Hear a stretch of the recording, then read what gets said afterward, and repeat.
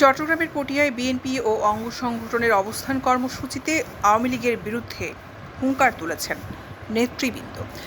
নেতৃবৃন্দ বলেন, যেখানেই আওয়ামী লীগের কর্মসূচি দেখবেন আপনারা সেখানেই প্রতিরোধ গড়ে তুলবেন। 15ই আগস্ট যেখানেই তারা কর্মসূচি পালন করবে সেখানেই প্রতিরোধ গড়ে তোলা হবে। বুধবার 14ই আগস্ট চট্টগ্রাম কক্সবাজার মহাসড়কের পটিয়ায় দলীয় কার্যালয়ের সামনে অবস্থান নেন। সকাল 10টা থেকে এই কর্মসূচিকে ঘিরে উপজেলার বিভিন্ন এলাকা থেকে বিএনপি, যুবদল, ছাত্রদল সহ অঙ্গ ও সহযোগী সংগঠনের নেতাকর্মীরা মিছিল সহকারে কর্মসূচিতে অংশগ্রহণ করেন। পটিয়া পৌরসভা বিএনপির আহ্বায়ক নুরুল ইসলাম সওদাগরের সভাপতিত্বে ও উপজেলা বিএনপির সদস্য সচিব খোরশেদ আলমের সঞ্চালনায় এতে প্রধান অতিথির বক্তব্য রাখেন দক্ষিণ জেলা সিনিয়র যুগ্ম আহ্বায়ক এনামুল হক এনাম। বক্তব্য রাখেন বিএনপি নেতা গাজী আবু তাহের, বীর মুক্তিযোদ্ধা আবুল ফয়েজ, জেলা যুবদল নেতা শাহজাহান চৌধুরী, ছাত্রদল নেতা হাবিবুর রহমান রিপন সহ নেতৃবৃন্দ।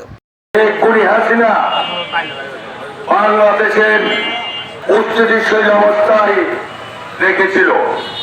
এই খুনি হাসিনা হাজার হাজার ছাত্র জনতাকে হত্যা করার পর বাংলাদেশ ছেড়ে ভারতে পালিয়ে গেছে। সৃষ্টি করতে চাচ্ছে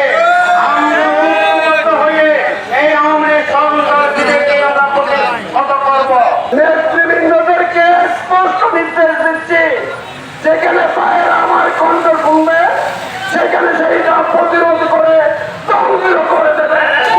দৈনিক আজাদী নিউজ ডেস্ক।